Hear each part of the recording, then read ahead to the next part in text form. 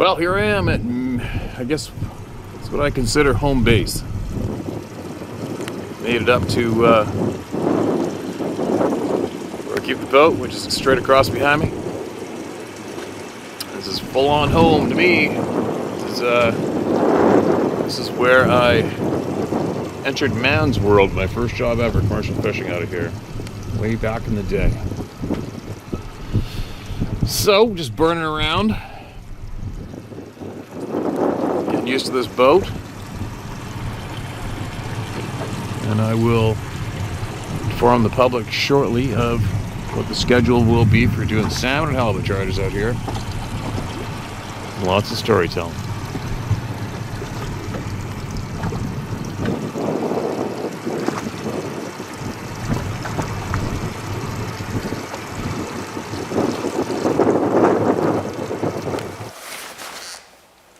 I'm home.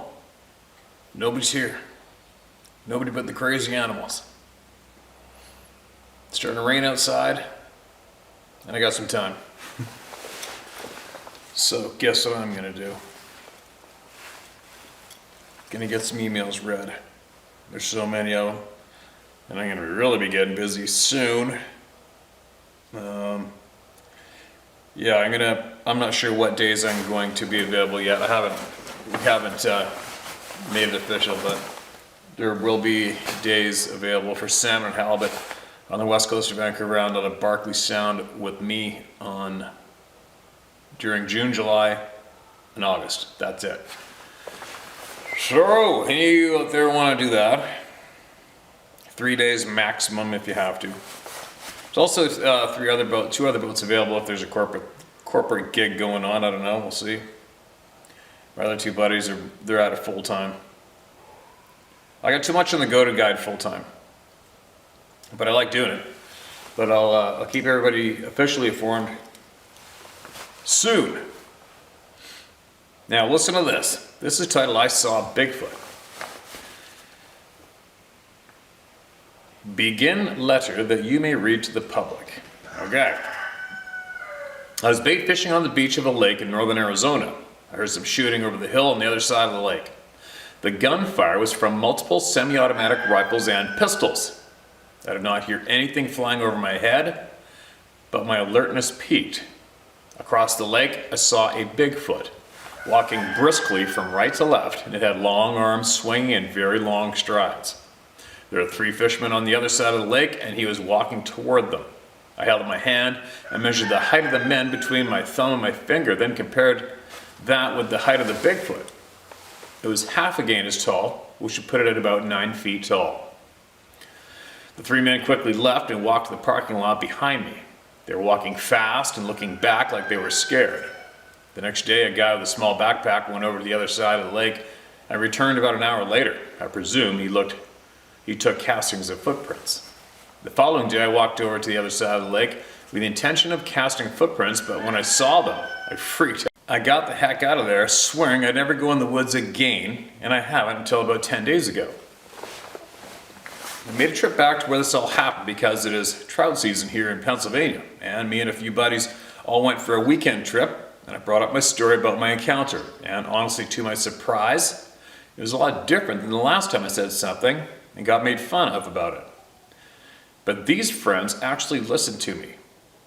And we all decided that after fishing in the morning, I would take them to where I had my experience. Going well armed, of course, we started our trip into the deep woods that to this day is still private property, owned by the same old man that has to be in his late 80s. After walking around and being lost half the time, I finally found the right hollow where it happened. As I was telling them that we had finally found the place, one of my buddies, to my amazement, found my climber still in the tree where I left it 14 years ago. Wow. As we went to inspect it, he brushed off all the leaves and sticks off the seat, and under all the debris we found a smooth, polished stone about the shape of a finger. I will send a photo of it with this email. But the whole point of this email is to thank you for letting us have a safe place to share my encounter, or I would have never got the courage to tell them about it, or go back into those woods again. I'm not sure where this rock came from, but it was in the seat of the climber that was still there all those years later, which gives some insight to how remote the place is, and there were 5 of us that witnessed it. I won't give out any of the names because they didn't ask permission. Thanks again for everything, Josh B. That's definitely a different kind of stone, isn't it? Wow. And I think what I would be curious about, Josh, is I'm just going to save it into my album so to make sure that I put it in the video. I'm guessing that was buried in leaves, right? I wonder if that was left there right away. And I wonder if the 14 years of leaves and debris were on the top layer. You know what I mean? Like, I wonder if that rock was right tight on the seat without debris in between it, which would point to the fact that that being may have left it there. Right? That's a pretty crazy find, man. I'm sure somebody who's going to be familiar with artifacts is guaranteed, I'll guarantee you they're on this channel watching this shit. And I'll bet you somebody's probably going to chime in the comment section below about what this is, where it may have came from, what it used to be, what it is, and or they're going to email me about it. Thanks for that share, man, and congratulations on going back out there. That's great news. It's another victory for us, right? If anybody has people they're scared to tell shit to, just send them a video from here. Send them any one of these damn videos to somebody who you are hesitant to talk to about what you saw, but didn't ask to see, right? Maybe that'll work. I got my eyes glued on the goat gangsters and the chicken gangsters. They're right in the doorway of the shop. They're looking around like they're wondering what they can get into. Little bastards. But anyway, Josh, that's great news, man. I love hearing that. I love hearing that people went back into the woods and pursued their passions after coming here. It makes my time worthy. Reference your post Sasquatch DNA facts on March 31st. Let's title this one. Steve, you mentioned the 15,000-year-old DNA manipulation and the DNA showing a human mother and unknown father. This lines up perfectly with the biblical and extra-biblical tales of Genesis 6 and the first book of Enoch, respectively. Don't write me off as a Christian not too soon. I'm a 40-year law enforcement veteran. I've seen and done things most men can't imagine, and have had a very colorful career. I have 2 degrees, one a bachelor in theology. I say all this to say that I've done the deep dive into investigating this topic. This is a deep topic, and being brief will be a challenge, so here goes. Gen 6 describes the fallen angels, watchers, taking, literally, human women as wives. Their offspring would result in giants, Nephilim / Rephaim. These beings blatantly messed with human and animal and created creatures of Greek mythology and others. Yes, they had the intellect and science to do it. Think about their origins. Their goal was to taint the perfect bloodline of Jesus Christ. It also explains why people thought God was a homicidal maniac telling the Israelites to wipe out an entire village, men, women, and children, even animals, and was recorded in the Old Testament. Research shows this was a Nephilim village. The key is that they weren't fully human. Much of the OT makes sense when you realize all this. I can go into more detail, but for brevity, I'll just say that the tainted DNA is still out there. Human mother, Nephilim fathers, as I've said before, there is a spiritual component to this that most people are unaware of. That's why the women you read about who rebuked the thing in the name of Jesus had results. I know this is a hit and run on a heavy topic, but I hope it sheds a little light on things. Keep up the good fight, Steve, Gray Scout. All right, man, thanks for that email. We've had literally probably hundreds of similar, not exact, but similar. And I'm going to have to give old Edgar an email here pretty quick. I hope he hasn't been shut down for what he has. He's blatantly come forward. Who knows who's lurking in the backgrounds looking for somebody to shut up, somebody that counts. But what was said to me indirectly, that it was not just a father on the father side. The male DNA is made up of a few, let's just say, animals, and some have even been noted to be extinct. And that is what the male DNA supposedly is made up of. And that's a little bit of a what? But that is what the scientists have come up with after 3,000 samples, DNA samples. But like I said, they promised to share their findings, and I'm sure they will. I'm just going to have them, like they're not busy, right? So, like we all are, and I can't stand hounding people. I just don't do it. But I will. I'll get on that and remind those guys that they have something they were willing to share with the people, and that the people are waiting and very, very curious. And it is quite the topic, isn't it? Thanks for sending that in, man. It is quite the frickin' topic. 4 experiences. Steve, my name is Dusty. I have 3 personal experiences and 1 relayed to me by a young soldier of mine. First, thank you for sharing these stories and the experiences of the club. Second, a little background. Born and raised in southeast Louisiana. Joined the Army just after high school. Held top secret security clearance while in. Retired after 20.5 years. In 2016, I moved back home with my family. I grew up hunting. I've hunted in almost every area I was stationed and experienced much of the wildlife in each of these areas. On to my experiences. Number 1. When I was about 14 years old in 91, I was deer hunting adjacent to the Pearl River, border between Louisiana and Mississippi, about 60 miles north of New Orleans. As I sat in my deer stand about 45 minutes after sunup, I had a young buck and 3 does come busting out of the brush behind me. My back was to the levee of the Pearl River Canal, and I was looking out over a 5-year-old clear cut where timber had been cleared. This area is now part of the Book Wildlife Refuge. The deer only stopped briefly, bounding from cover to cover. They were snorting and blowing the whole time. After they got about 150 yards in front of me, they slowed a bit, but kept moving away. After I settled down from the excitement, I realized I heard something walking along the levee behind me. It had not dawned on me at the time, but it was bipedal. What threw me off was a musky smell. Knowing that wild hogs are all over the swamp in that area, I chalked it up to being hogs rooting through the area. The sound, walking, came from back left to back right, and sounded as if it was pacing back and forth. Whatever it was, it never came out to where I could see it. I did get an unnerving feeling for a few minutes that went away when the footsteps trekked off to my right. I never was able to see what it was. My dad confirmed it was hogs when I loaded into the boat and relayed my story to him. He said the hogs probably spooked the deer, as they've been known to push deer out of an area competing for the corn piles and acorns. The odor was explained away as well being the hogs, as they have a pungent odor about them, which I've used to my advantage in hunting them later on. Number 2.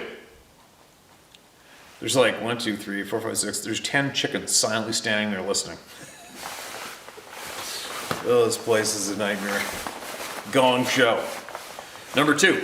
After returning from overseas on my first duty assignment, I requested and was stationed at home at Fort Polk, Louisiana. Many say it sucks, but it's only 4.5 hours from home. So, we spent a lot of time training in the box, large training area of JRTC. Many of my fellow soldiers, knowing I was from Louisiana, asked questions about the woods and wildlife there. I told them the usual: watch out for copperheads, water moccasins, and the hogs in the area. Other than that, not much to worry about in the area. One of our squad leaders jokingly said something to the effect of it being great habitat for Bigfoot. We laughed it off, but it stuck with me. By this point, I had become interested in the topic and sporadically read what was available and watched shows about it. Much of the training in JRTC is force on force, with the famed 1/509th Geronimo. They are a unit whose only reason for being at Fort Polk to act as bad guys against units rotating through for training. One of our trainings was squad movement and drills. What we were tasked with was to move from point A using land nav to point B and recon the area, reporting back any activity we saw without being detected. During our movement, we spotted an individual in a ghillie suit moving through the woods, approximately 200 meters from the base camp. We were to recon. After the movement, we returned and reported what we saw, including the sentry who was patrolling as a lookout. Toward the end of the after action review, AAR, one of the guys reported that the base camp did not have a roving patrol, nor did they have any sentries posted on observation posts, OPs. They did not know who it was we saw and sent others out searching for the individual, as all personnel were accounted for and hunting was restricted from these areas while training was ongoing. Number 3.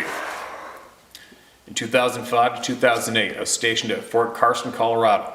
While there, my family and I enjoyed spending time hiking and adventuring all over.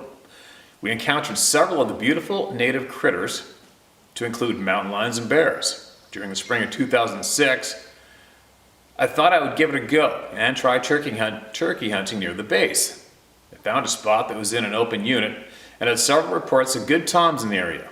I got to the parking lot a little after dawn and just enough light to make my way through the brush without the use of a headlamp. I found what seemed like a good spot to set up, facing part of the Cheyenne mountain range, south of Pikes Peak.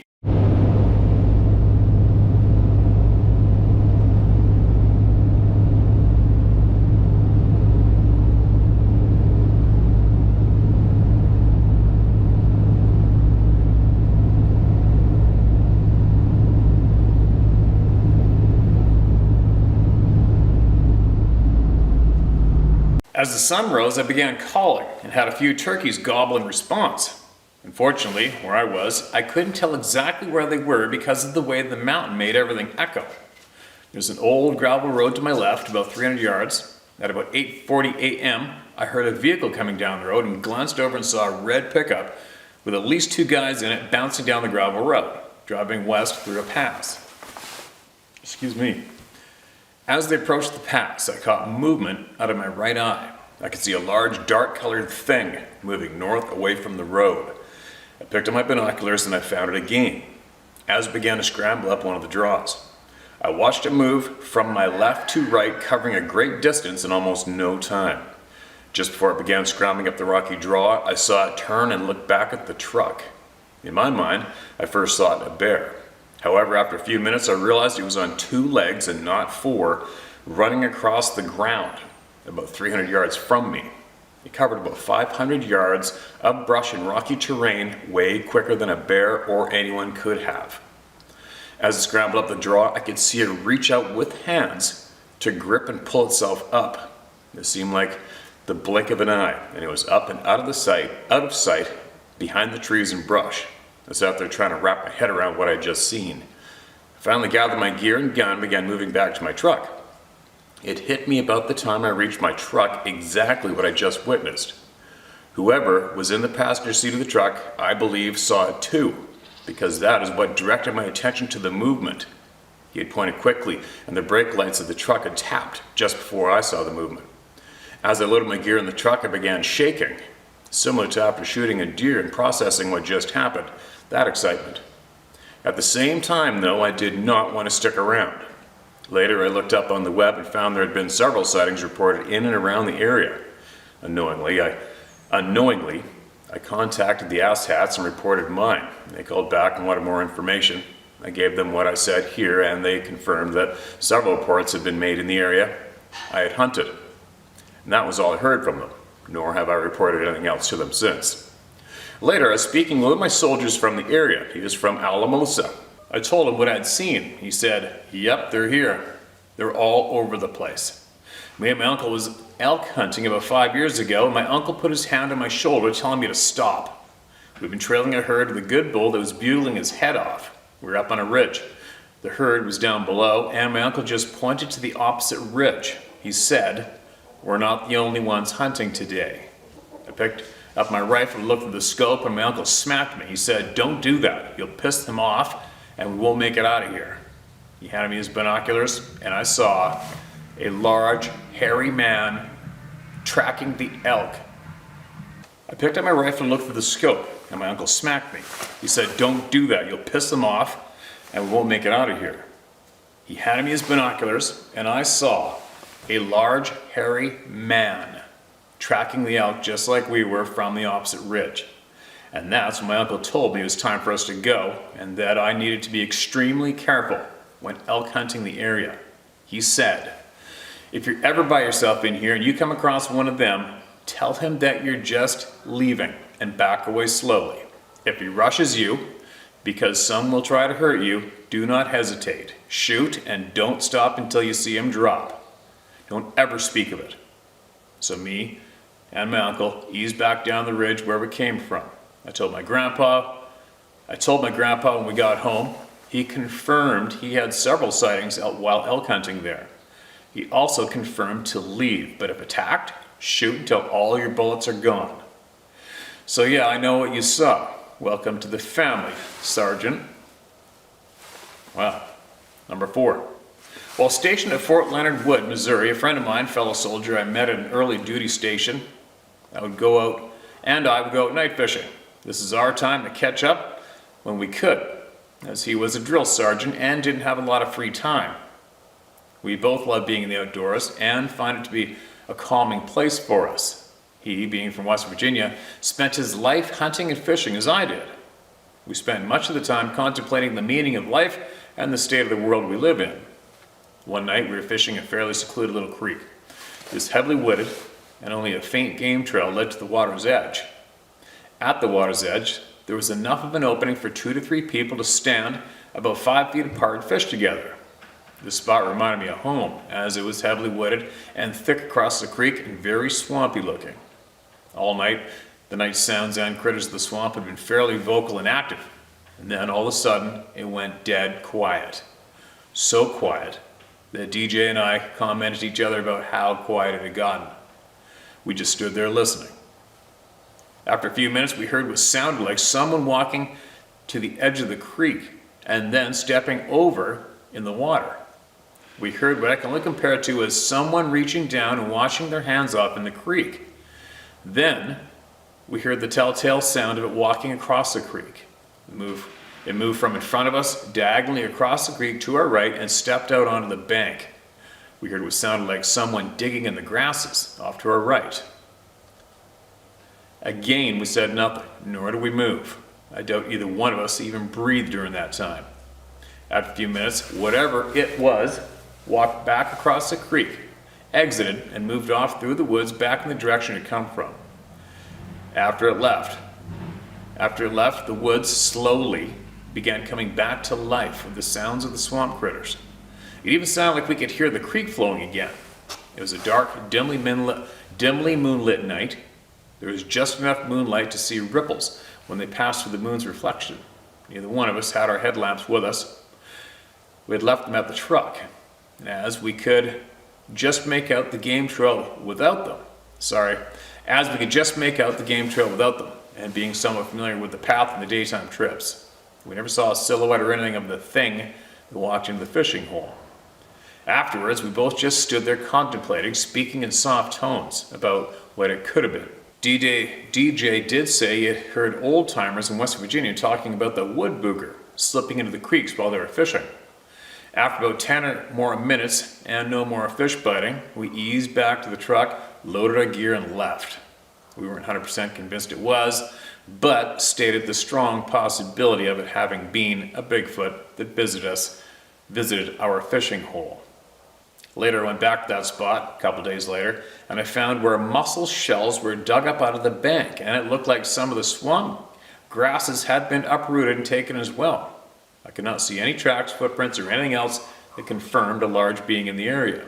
I did attempt to walk across the creek on the angle I believed it had taken, but was waist deep by the middle.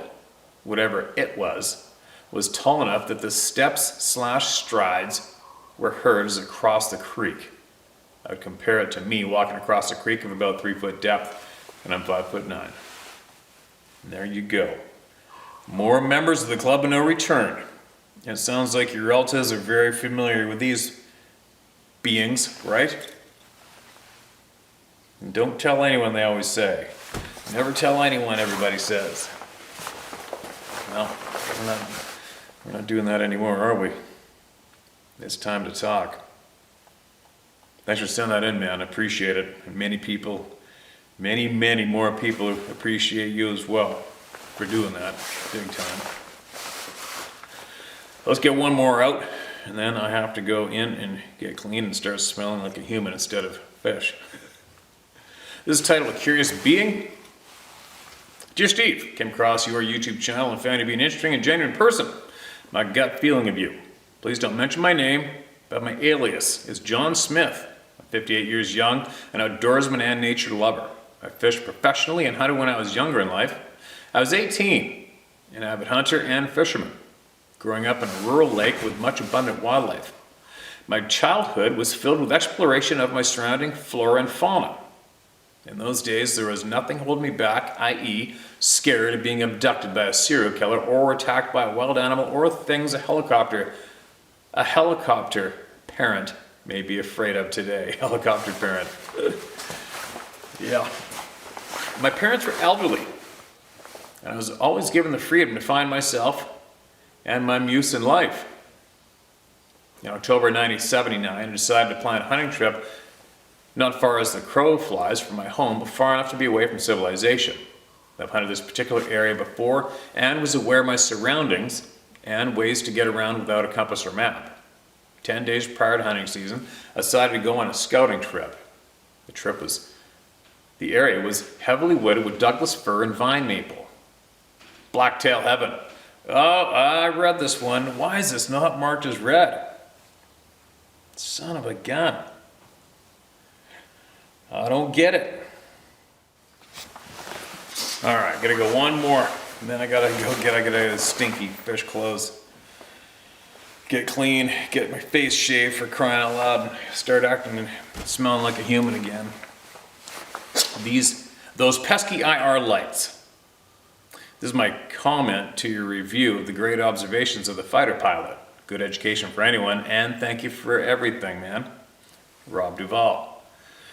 I've had hundreds of excursions. I consider field studies a necessity if one is going to make any progress at documenting and understanding the culture and daily routines and culture.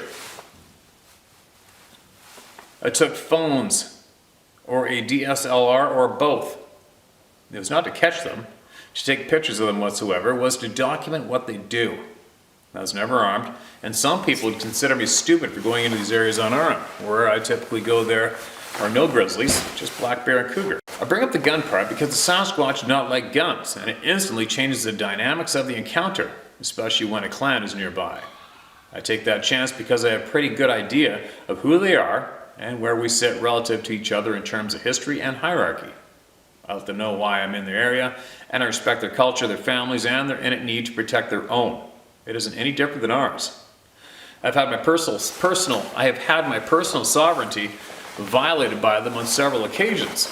Rather than just let it go, I use those opportunities to come to an understanding with them, to establish that our rules have to be respected just as I respect theirs. I was specific. Without this, they only considered their rules. The violations stopped, with the exception of the kids doing things from time to time. I remind them that their parents have come to agreement with me and that they are not to do those things anymore. I've been zapped several times. I've had freshly charged batteries drained within minutes. I've had to restart my phone several times. This is the only time my phone gave me trouble. On the other side, I have walked right into their homes without warning and startled the kids there. Not a good thing to do, so I'm very careful regarding my presence in their areas when going deep. I've seen their graves on many occasions. I'm highly respectful in these instances for the same reasons we would expect them to be around our predecessors who have passed. They celebrate those who have passed. I know this because I've seen the aftermath of a gathering to pay homage, and it was quite clear that they had taken place there. It is obvious that the IR LEDs that ring a trail camera that light up the area with IR for a night shot when triggered are the equivalent of a street light to them. I never have owned any trail cameras for this purpose, nor would I consider it. It's highly disrespectful to go into the areas and place these, and it's a glaring advertisement of our stupidity and ignorance. People are still doing it. A picture will never prove their existence to anyone, so don't bother.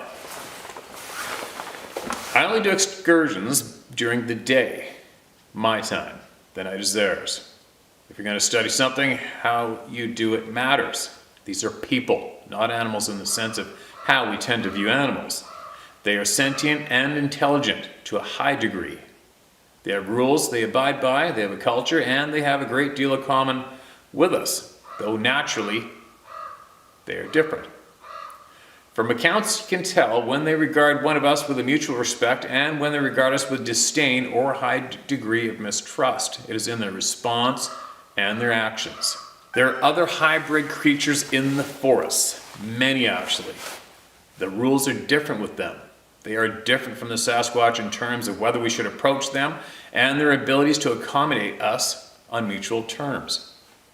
Much has to be sorted out in terms of what has happened to humans who have gone missing and never returned. The reasons are broad and nuanced, and the culprits are not of a single nature, nor are the reasons consistently because of one thing. It will require much study. The authorities cannot tell the public it is because of the authorities cannot tell the public it is because of these creatures. The authorities have a tough task in that regard. The federal government has heavy-handed tactics to keep the lid on it. So, local authorities are between a rock and a hard place. While some know, they cannot easily reveal it without serious repercussions. Consider and respect that. What is behind the cover-up? It is a policy/narrative that is thousands of years old and is a global affair.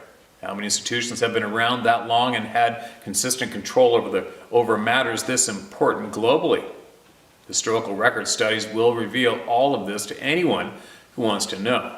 My studies have included deep dives into history, extensive study of encounter accounts, extensive fieldwork globally, language studies by others, DNA studies by others, cultural studies by others, and myself, and studying the mechanisms that keep this under wraps, the deep institutions. I have scratched the surface. I'm not an expert, nor do I think experts actually exist, because there's always something missed or misinterpreted, and the only thing that is constant is improvement of understanding and change of knowledge context. Context is everything. It takes study from many different points of view to get that context, and it takes admitting you're wrong over and over and over, and making the effort to drop the old ideas and move forward admitting that it was a mistake. The context of who we are and who they are is critical. Origins are at the heart of this whole topic. Historical manipulation and narratives describe how we got here and what we need to undo to get back to the time before those narratives changed our perspective of ourselves and our world. That includes everything within our reach, including these other sentients, all of them. Without the right perspective and context, we are left doing dumb things like putting trail cameras out. It is an ignorant approach to a problem that is way too complex. And so just leave it to those willing to take on the complexities. If you want encounters, go for it. But be respectful and mindful. It isn't what you think it is. All right. Robert, we've heard from you a few times, I believe. And I have a feeling there's going to be a large handful of people here are going to be requesting that you share more. And more history of you and them. And possibly, there's also going to be other people saying, prove it. What do you got for proof? Right? You know how it's going to go. Probably in the comment section below or wherever else. But it sounds like you have a pile of knowledge you've been chewing on with your brain teeth. If you want to share more, please keep sharing more, okay? Everybody knows my stance on it.